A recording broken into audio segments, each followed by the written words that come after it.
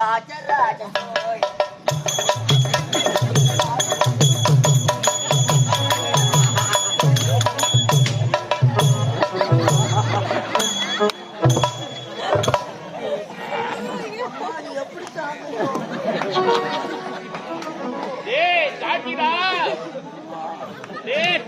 கையில வச்சிருந்தா அது மேல கட்டிட்டேன்.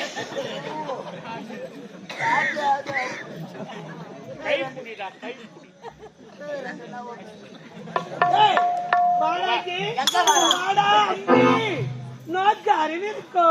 நோக்கியா கம்பெனி தான் மூடிட்டாங்களே.